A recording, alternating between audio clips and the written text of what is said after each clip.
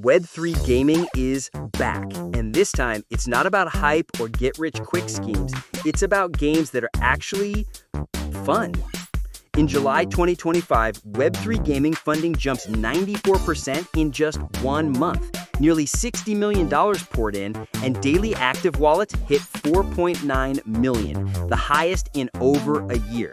But here's the question. Are we witnessing the start of a sustainable gaming revolution, or are we just heading for another crash? Stick around, I'm going to break down why Gamefi 2.0 is different, what games are leading the charge, and what this means for you as a gamer, investor, or creator. To understand why this comeback matters, we need to rewind a bit. Back in 2021, the play-to-earn revolution hit the gaming world like a tidal wave. Axie Infinity was everywhere. People in countries like the Philippines were literally making a living just by playing games. NFTs were selling for thousands, and every new token seemed like a ticket to overnight riches. But here's the problem. It wasn't sustainable. Most of these games weren't fun in the traditional sense. They were more like financial apps with a thin layer of gameplay slapped on top. As token prices crashed, so did player numbers. By 2023, the hype had died down. Investors pulled back, and the term Gamefi became almost a joke in traditional gaming circles. It seemed like the dream of blockchain-powered games was over, but quietly, developers started learning from those mistakes, and 2025 is the year those lessons are paying off.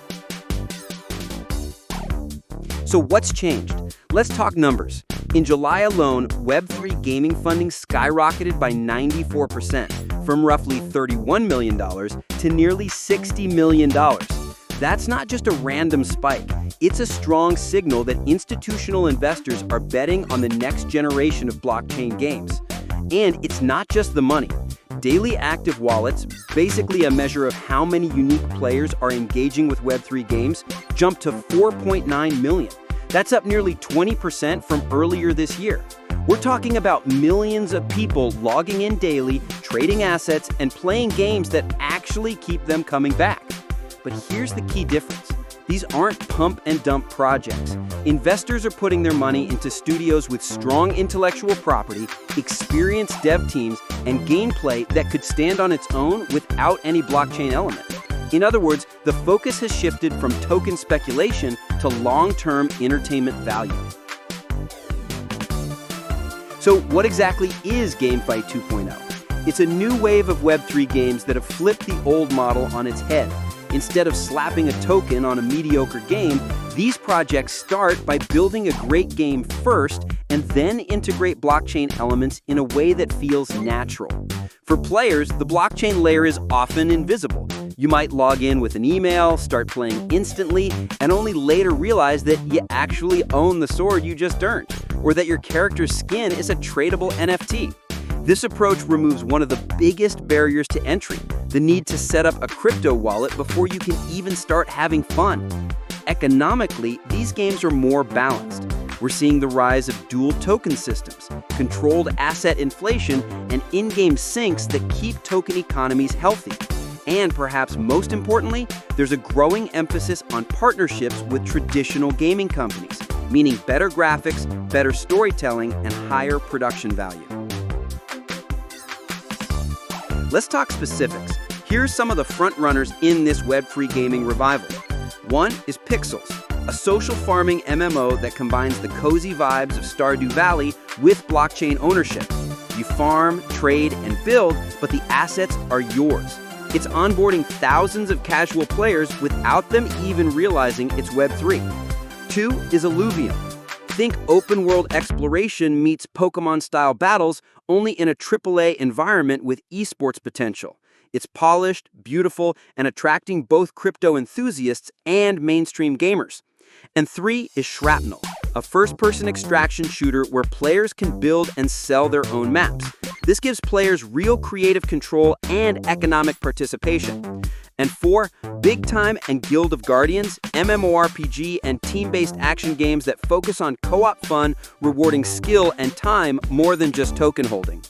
And let's not forget Telegram's TON ecosystem, mini-games inside Telegram that are introducing millions of people to blockchain gaming without them even realizing it. Accessibility is becoming the secret weapon of Web3 adoption. Now, let's dive into the economics that make this comeback possible. First, investors are no longer just throwing money at anything with NFT in the name. They're backing studios with clear roadmaps, sustainable economies, and real player retention strategies. Second, tokenomics have matured. We're seeing games with separate in-game currency for gameplay and blockchain tokens for ownership and trading. This prevents market volatility from ruining the player experience. And third, NFTs in these games aren't just cosmetic collectibles anymore. They might represent land that generates in-game resources, special passes to exclusive tournaments, or even crafting rights for rare items. These design choices create a self-sustaining loop. Players play because it's fun, they stay because they own part of the world, and the game grows because the community is invested, both emotionally and financially. Of course, it's not all sunshine and XP bonuses. There are still risks. Some developers may try to cash in quickly without building a real product, so scams and rug pulls are still possible. Regulatory frameworks around digital assets and NFTs are still unclear in many countries, which can make investors nervous. And let's be honest, crypto markets are volatile. A big enough downturn could still hurt player adoption. Then there's the mainstream stigma. Many traditional gamers still associate Web3 with get-rich-quick schemes and low-quality titles. Overcoming that reputation will take consistent delivery of genuinely good games. So, looking ahead, I think we'll see Web3 gaming blend seamlessly into the broader gaming industry. Cross-game asset portability, imagine earning a sword in one game and using it in another, could become reality. AI might be used to create entire worlds on the fly, owned and shaped by the community. And as metaverse standards mature, your gaming identity could follow you across dozens of titles. If adoption keeps growing at this pace, we might see Web3 gaming match or even surpass traditional gaming markets within the next decade. But that will depend on keeping the focus where it belongs, on the player. So what do you think? Is this the real comeback of Web3 gaming, or are we just in another hype cycle? Drop your thoughts in the comments. I read them all. And if you want me to break down the top 10 Web3 games to watch in 2025, hit that like button, subscribe, and turn on notifications, because trust me, you don't want to miss what's coming next.